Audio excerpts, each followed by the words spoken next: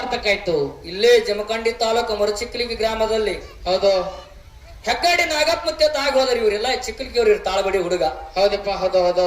ಹೆಗ್ಗಾಡಿ ನಾಗಪ್ಪಮುತ್ತೆ ಅಂದ್ರ ಮಾಳಿಂಗ್ರೇನ ಆಳ ಕೋಣರ್ ಕರಿಸಿದ್ದಾಗ ನಡ್ಕೋತಿದ್ರು ಅವ್ರು.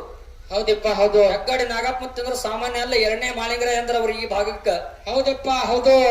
ಆ ನಾಗಪ್ಪತ್ತೆ ಏನ್ ಮಾಡ್ತಿದ್ದಕ್ಕೆ ವರ್ಷ ಬರುವಂತ ಶ್ರವಣದೊಳಗ ಒಂದು ತಿಂಗಳ ಮೌನ ಇರ್ತಿದ್ರು ಅವ್ರು. ಹೌದಪ್ಪ, ಹೌದು. ವರ್ಷ ಶ್ರವಣಕ್ ಒಂದು ತಿಂಗಳ ಮೌನ ಇರ್ತಿದ್ರು. ಹೌದಪ್ಪ. ಆ ಮೌನ ಅವಸ್ಥೆಯೊಳಗಿದ್ದಂತ ಸಂದರ್ಭಗಳಿಗೆ ಎಂತ ಕಷ್ಟ ಬಂದ್ರು ಸಹಿತ ಒಟ್ಟು ಮಾತನಾಡ್ತಿರ್ಲಿಲ್ಲ.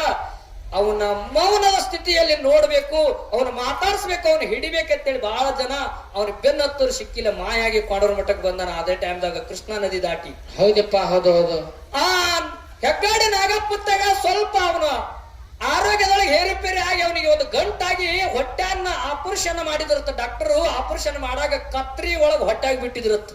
ಹೌದಪ್ಪ, ಹೌದು. ಇವೆಲ್ಲ ಕೇಳಂಗದಾವ ಕತಿ. ಹೌದು.